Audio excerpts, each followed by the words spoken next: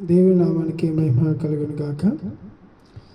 ప్రియమైన ఆత్మీయ సహోదరి సహోదరులకు నా హృదయపూర్వక వందనాలు. అందరూ ఎలా ఉన్నారండి? బాగున్నారా? దేవుని కృప బట్టి మేము అంతా బాగున్నాము.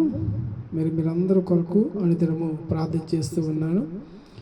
దేవుడిచ్చిన సమయంలో మీతో కొన్ని మాటలు పంచుకోవాలని ఆశపడుతున్నాను.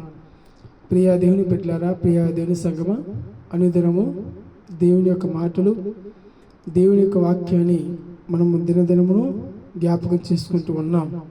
మరి ఈ సమయంలో ఆయన మాటలు బట్టి, ఆయన వాక్యాన్ని బట్టి కొద్ది నిమిషాలు మీతో మాట్లాడాలని ఆశపడుతున్నాను. ప్రియమైన దేవుని బిడ్డలారా, దేవుడు మనకిచ్చిన ధన్యత, కృప, కాపుదల మనకు అనుగ్రహించి ఈ స్థితిలో దేవుడు మనం ఉంచంటే కేవలము ఆయన కృపను బట్టి. కాబట్టి మనందరము కూడా ఆయనకి లోబడే వారిగా ఉండాలని మరొకసారి మీకు మనవి చేస్తూ ఉన్నాను. మరి ఈరోజు ఒక మాటను మీకు తెలియపరుస్తానండి. జ్ఞానమును మరి జ్ఞానము వెతకడం వల్ల బంగారము కంటే శ్రేష్టము అని దేవుని వాక్యము చదివిస్తూ ఉంది. జ్ఞానము చాలా విలువైనది. ఆ మాటలు ఈరోజు మనం గుర్తు చేసుకోవాలి. ప్రియ దేవుని బిడ్డలారా, ఆ యొక్క మాటలు జీవం అనే వాక్యము మన హృదయం తారముగా ఉన్నప్పుడు ఆ మాటలు మనకి తెలియపరుస్తూ ఉంటుంది. కాబట్టి మనం అనుదినమును ఆ యొక్క వాక్యాన్ని జ్ఞాపకం చేసుకోవాలి. జ్ఞానము చాలా విలువైనది అండి. బంగారము కంటే విలువైనది జ్ఞానము. నీ జ్ఞానము నీ యొక్క హృదయంలో ఉన్నట్లయితే కనుక ఆ జ్ఞానము నీలో ఎప్పుడైతే ఆ జ్ఞానం బట్టి నడుచుకున్నట్లయితే కనుక ప్రియ దేవుని బిడ్డలారా, మనము ఈ బంగారము కంటే చాలా శ్రేష్టమైనది నీ మాట. నీ నోటి నుంచి ఒక మాట చాలా విలువైనది.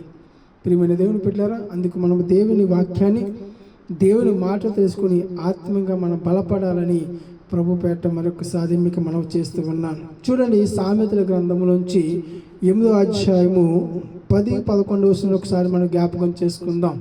మరి 2 మాటలు మనకి ఏమని రాయబడుతుందో ఈ మాటలు గుర్తు చేసుకుని దేవుని వాక్యాన్ని, దేవుని యొక్క అనుదినమును మనము వింటున్న మాటలు గుర్తుపెట్టుకొని వాక్యమనుసారంగా మనం జీవిస్తున్నామా లేదా తన్ను తాను పరీక్షించుకునే వారిగా ఉండాలని ప్రభు పేట మనం చేస్తూ ఉన్నాను. ప్రియమైన దేవుని బిడ్డలారా, ప్రియ దేవుని సంగమా, దేవుడు మనకి ఎంతో అమూల్యమైన సమయాన్ని అనుగ్రహించాడు. కాబట్టి ఈ సమయంలో నిత్యము అని దినములు ఆయన కృపలో, ఆయన కాపుదల మనం అందరము నడుచుకోవాలని ప్రభు పేట మనం చేస్తూ ఉన్నాను.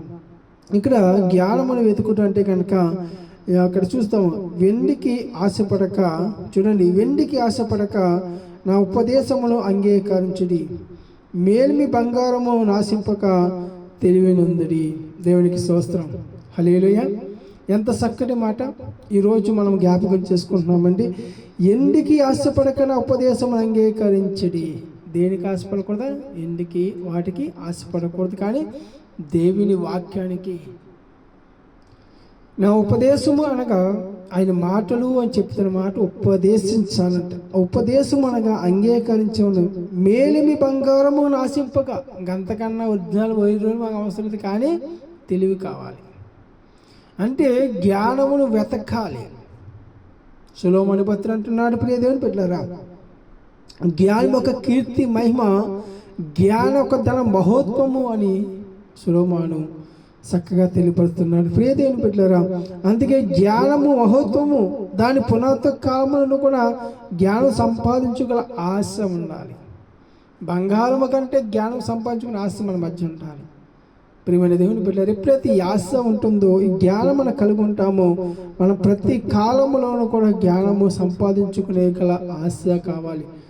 బంగారం సంపాదించుకునే ఆశ కలుగుతున్నాం, జ్ఞానం సంపాదించుకునే ఆశ ఉంది మన దగ్గర? చెప్పండి ఎవరికన్నా. నాకు ఎందుకులే, నా బ్రతుకు అంతే, నా జీవితం అంతే, గడిచిపోయింది, ఇంకెళ్ళిపోతాను అండి. చాలామంది కూడా ఏంటి, ఎప్పుడు ఈ లోకం మీద ఎవరు ఉండరండి. ఏదో ఒక రోజున ముందు వెనక మనం వెళ్ళిపోవాలి, అంతే. ఈ లోకం ఒక యాత్ర. ఎప్పుడు ఏ రోజు ఎలా ఉంటామో తెలియదు, ఎప్పుడు ఎలా బ్రతుకుతామో తెలియదు, ఎప్పుడు చనిపోతామో తెలియదు. ఒక యాత్రగా ఉన్నాం, అంతే. ప్రియ దేవుని బిడ్డలారా, ఆరోగ్యం ఉన్నవారు కూడా అనారోగ్యం ఉన్నవారు చెప్పడం లేదు. ఎప్పుడు ఆరోగ్యంగా ఉన్నా అనారోగ్యంగా ఉన్నా ఎప్పుడు వెళ్ళాలో దేవుని చిత్తము, దేవుని కృప అయితే కనుక వెళ్ళిపోవాలి మనం, అంతే. మనం చాలామంది మనకి ఎందుకు లేని జ్ఞానం ఎందుకు తలగపోటు, నాకు ఎందుకైనా తలగపోటు ఏంటండి, దేవుని వాక్యం తలపడుగా దేవుని వాక్యం విని ఈ మాట అనేకులుగా చెప్పాలి. ప్రియ దేవుని బిడ్డలారా, ఈ చాలామంది నిరాకరిస్తే అదేదో అవసరం లేదు నాకు, ఎందుకు మనకి ఏదో కూర్చుని వెళ్ళి వచ్చేద్దాం దేవుని సందికి, అంతే సరిపోతాయి. మన బ్రతికి వెళ్ళిపోయింది 6 సంవత్సరాలు 50 సంవత్సరాలు వచ్చేసి ఇంకెందుకు మనం బ్రతుకుతాం? అప్పుడు మన బతుకు మనకే ఎర్త పుట్టేస్తుంది. ప్రియ దేవుని బిడ్డలారా, నీ ఒప్పి దేవుడు మనకి ఇచ్చిన సమయంత వరకు దేవుని స్తుతిస్తూ ఆరాధిస్తూ ఉండాలి. దేవుళ్ళు మనం ఎప్పుడు నిత్యము అనుదినమును మనం అనుదినం ప్రేమిస్తూ ఉండాలి, ఆదరిస్తూ ఉండాలి, ఆత్మీయంగా బలపడుతూ ఉండాలి. ప్రియమైన దేవుని బిడ్డ, ఎప్పుడైతే ఎలా మనం బలపడతామో, అందుకే ఎండికి ఆశపడక నా ఉపదేశం అంగీకరించండి, మేలి బంగారం నాశింపక తెలుగునుందడి, జ్ఞానము ముత్యముల కన్నా శ్రేష్టమైనది, ఇలువగల సొత్తులేమి దానికి సాటి లేదు. ప్రియ దేవుని బిడ్డలారా, తన సాటి కాదని దేవుని వాక్యం రాయబడుతుంది. మనం అనుదినము దేవుని మాటలు, దేవుని వాక్యాన్ని జ్ఞాపకం చేసుకోవాలి, మనం గుర్తుపెట్టుకోవాలి. ప్రియమైన దేవుని బిడ్డలారా, ఎప్పుడైతే ఈ వాక్యం చదివిస్తుందో, జ్ఞానమును వెతకటము బంగారము కంటే విలువైనది, ఎండికి ఆశపడకన ఉపదేశం అంగీకరించమన్నాడు. కాబట్టి మనందరం ఆయన కృపలో వర్తినపడదాం. అందుకే జ్ఞానము నేను అతూర్యములకు నాకు నివాసముగా చేసుకున్నాను, సదుపాయములు తెలుసుకుంటే నా శాతముగును. ప్రియ దేవుని బిడ్డలు, ఎంత చక్కగా మనం పరిశోధించి తెలుసుకోవాలి. అది ఏమిటి అని, వాక్యం ఏమిటి ఈరోజు గమనించాలి. ఎటువంటి ఉంటే గొప్పగా మనం ఉంటాం, ఎటువంటి వారిగా మనం జ్ఞానిస్తాం, ఎటువంటి వారిగా అంటే మనం నడుచుకుంటాం. ప్రియమైన దేవుని, అందుకే ఈరోజు చాలామంది దేవుని వాక్యాన్ని అంగీకరించక, వాక్యాన్ని అనుసరించక, వాక్యంలో మనం జీవించక ఏం చేస్తాం చెప్పండి? ఈ లోక ఆశలకు లోబడిపోతూ ఉంటాం. ఇది మనకి జ్ఞానం మనకి ఎందుకండి, అవసరం లేదండి. దేవుడు అవసరం ఉన్నా లేకపోయినా అండి మనకి అందరికి కూడా అవసరమైనది ఖచ్చితున్నాడు ఆయన. నువ్వేదేదో ఆశపడుతున్నావు కదా, దేవునికి వాక్యానికి ఆశపడుతున్నావా? ఏదేదో చేయాలి దేవుని పని చేయాలనుకుంటున్నావా? ఎక్కడికో పరిగెడుతున్నావా? దేవుని సంత పరిగెడుతున్నావా? లేదు. ఎన్ని ఒకసారి కంబైన్ చేసుకో మన జీవితంలో, ఇక్కడ ఎలా ఉంది ఒకసారి జ్ఞాపకం చేసుకోండి. ప్రియమైన దేవుని బిడ్డలారా, అందుకే దేవుని వాక్యం చదివిస్తుంది. కాబట్టి ఆయన వాక్యము, ఆయన మార్కులు మన స్థిరంతముగా ఉన్నట్లయితే కనుక మనం ఎండికి ఆశపడక ఉపదేశం అనగా దేవుని వాక్యాన్ని లోపడి చూడు. ఇక్కడ అంత సత్యవంతుడు, నా నోరు సత్యమైన మాట పలుకును, దుష్టాత్మ నా పెదవులకు హాస్యములు, నా నోటి మాటలన్నీ నీతి గలవి, వాటిలో మూర్ఖత్వమును అకుటిలతమైనను లేదు, అవన్నీ వివేకముకి తేటగాను తెలివి నొందిన వారికి యథార్థముగాను ఉన్నవి. దేవునికి స్తోత్రం. చూడు, పై భాగంలో చదువుతున్నప్పుడు చక్కగా జ్ఞానము గురించి మాట్లాడుతున్నాడు, జ్ఞానం యొక్క కీర్తి మహిమ చెప్తున్నాడు, జ్ఞానము ధనక మహత్వము చెప్తున్నాడు, దాన్ని సంపూర్ణంగా చెప్తున్నాడు, జ్ఞానం సంపాదించుకుని ఆశ ఉండాలని చెప్తున్నాడు సొలొమోను గారు. ఈరోజు అన్నీ మనం సంపాదించుకోవాలి, ఆశించాలి. పనికి మనం అన్నిటికీ పనికిరాదు అనుకోకూడదు, పనికి వచ్చే దేవుడు చేస్తూ ఉంటాడు. అవన్నీ నాకు ఎందుకండి, అవన్నీ నాకు ఎందుకండి. వాక్యం అంటే నా ప్రియ సహోదరి సహోదరుడా, ప్రియ దేవుని సంగమా, మన నిత్యము అనుదినమును దేవుని యొక్క మాటలు, దేవుని యొక్క వాక్యాన్ని మనం జ్ఞాపకం చేసుకోవాలండి. ఆయన మాటలు వినాలి, ఆయన వాక్యం వినాలి, మనం పరిశోధన చేస్తూ ఉండాలి, ఆత్మీయంగా బలపడాలి. నిత్య జీవం మనం పొందాలి అంటే కనుక ఆత్మ జీవితంలో మనం ఉండాలి. ప్రియ దేవుని బిడ్డలారా, ఎప్పుడైతే దేవుని వాక్యంలో దేవుని నడకలో జీవించబడతామో, ఆత్మీయంగా నడుచుకుంటూ ప్రియ దేవుని బిడ్డలారా, అంతే జ్ఞానమునకు పిలుపు అనగా నగర ద్వారం అనుకుంటే దేవుడు జ్ఞానం ఒక పిలుపునిచ్చాడు. ఎందుకో తెలుసా ప్రియ దేవుని బిడ్డలారా, ప్రతి విషయంలోనూ ఆ యొక్క సత్యవంతులు అంటే మనుషులు పరిస్థితులుగా చేయాలని ఈ జ్ఞానం దేవుడు అనుగ్రహించాడు. అందుకే ప్రియ దేవుని బిడ్డలారా, నీతిమంతుని నోరు జ్ఞానవంతుని గురించి కొన్ని విషయాలు చెప్తున్నాడు. మనం కూడా మాటలు నేర్చుకుని, ఆయన వాక్యాన్ని నేర్చుకుని, ఆయన కృపలో మనం వర్ధిల్లబడి ఆత్మస్థానంగా నడుచుకోవాలి. ఎందుకంటే ప్రతి దినమును కూడా దేవుని వాక్యము సెలవిస్తూ ఉంది మనకి. ఈరోజు ఎలా మనం నడుచుకుని ఎలా జీవిస్తున్నామండి, ఎలా బ్రతుకుతున్నాం? ప్రియ దేవుని సంగమా, ఆయన కృపలో మనం వర్ధిల్లబడాలి, ఆత్మగా నడిపించబడాలి, ఆత్మసారంగా నడుచుకోవాలి. మన జీవితంలో ఉండాలంటే కనుక మనం ఏముండాలి? ఆత్మసారంగా మనసు కలిగి ఉండాలి. మన జీవితంలో ఆత్మీయంగా మనం బలపడాలంటే కనుక మనం ప్రతి దినము వివేకము కలిగిగా ఉండాలండి. తెలివి నొంది వారిగా ఉండాలి, యథార్థవంతులుగా ఉండాలని దేవుని వాక్యం చదివిస్తుందండి. తెలివి నొంది వారికి యథార్థముగా ఉన్నవి, ఎందుకు ఆశపడ ఉపదేశం అంగీకరించి వాడు దేవునికి లోబడేవాడు అంటారు. దేవునికి స్తోత్రం. ప్రియమైన దేవుని సంగమా, ప్రియ దేవుని బిడ్డలారా, నిత్యము అనే దినము నేను మార్గంలో స్థిరంతముగా నువ్వు ఉన్నావా లేదో ఒకసారి పరిశోధించాలి.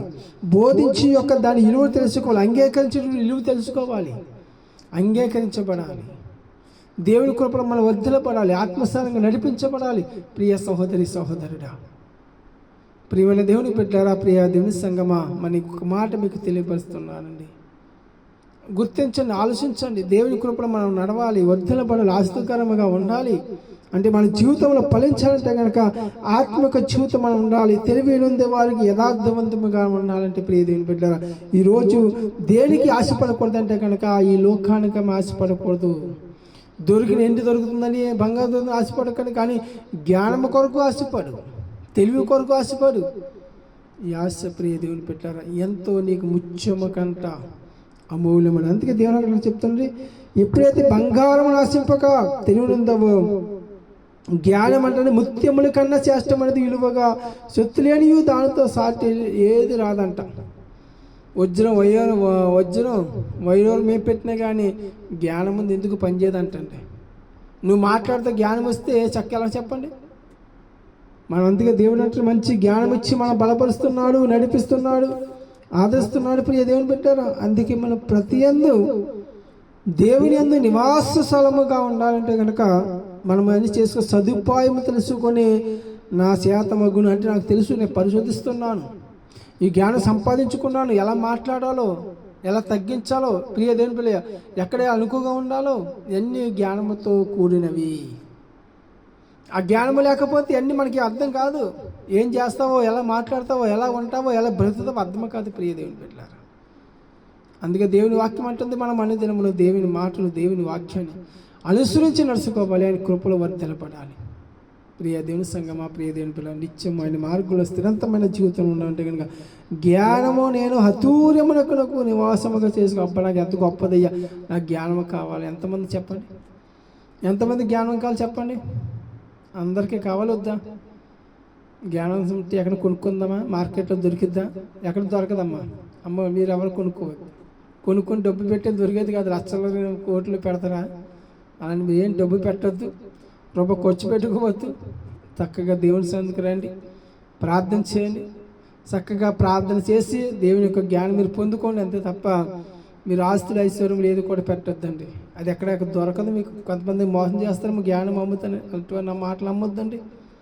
ప్రియ దేవుని బిడ్డలారా, ఎక్కడ దొరికేది కాదని దేవునితో సావం చేస్తే దేవునికి జ్ఞానం ఇస్తాడండి. ఎలా నడవాలో నీకు చూపిస్తాడు, ఎలా బ్రతకాలో ప్రతి వాక్య ప్రకారంగా.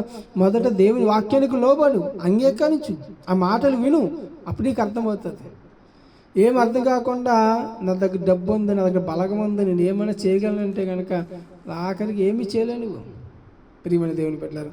అందుకే దేవుని వాక్యం చేస్తాం కాబట్టి మనం నిత్యము అనే దినమును ఆయన మార్గంలో మనం స్థిరంతముగా మహిమకరంగా దేవునికరంగా మనం పొందాలి, ఆస్తికరంగా ఉండాలంటే కనుక ఈరోజు మనందరము స్థిరంతమైన మార్గంలో మనం జీవించబడాలి. అంటే ఈరోజు జ్ఞానము కోసం వెతకాలంటే కనుక జ్ఞానమును వెతుకుట ప్రయాసపడతాం. ఏదో ఒక వస్తువు పోతే బంగారం పోయిందాక ఏం చేస్తారు ఇంట్లోనూ? అమ్మ ఏం చేస్తారు? తిండి తిప్పుడు మానేసి దాన్ని వెతుకుతూ ఉంటారు. మరి జ్ఞానం సంపాదించుకోవడానికి అంతకే ప్రయాసపడరా? జ్ఞానం ఎక్కడ పోదనుకుంటున్నారా? అసలు మనలో జ్ఞానం ఉంటే కదా, జ్ఞానం ఉంటే ఎలా ఉంటామో, జ్ఞానం లేకపోతే ఎలా ఉంటామో మనకు అర్థమైపోతుంది. అప్పటికైనా సరే అర్థమవుతుందా? ప్రభు సన్నిధిలో చక్కగా వాక్యం వినాలి, నేను బలపడాలి, ఆత్మగా నడుచుకోవాలి అనే ఆలోచన మన మధ్య ఉండాలి కదా. ఎక్కడ ఉంది చెప్పండి? మన మధ్య లేదే ప్రియ దేవుని పిల్ల. అందుకే దేవుని వాక్యం చేస్తుంది కాబట్టి మనం అనుదినమును ఆయన మాటలు ఉంచుకొని జ్ఞానమును ముత్యముల కన్నా శ్రేష్టమైనది. కానీ జ్ఞానం అంట ముత్యముల కన్నా శ్రేష్టమైనది. ముత్యముల కన్నా బంగారం, వైడూరు, వజ్రాలు ఏ పనికిరావంటే ఆయన ముందు. ఆ జ్ఞానం ఉంటే చాలు, ఏదైనా సంపాదించు. మరి సొలొమోను రోజు ఏం అడిగా చెప్పండి? నీకు డబ్బు ధనము కావాలా, జ్ఞానం కావాలంటే ఏం కోరుకున్నాడా? సొలొమోను జ్ఞానం కోరుకున్నాడు అంతే. డబ్బు బంగారం కోరుకున్నది ఆయన.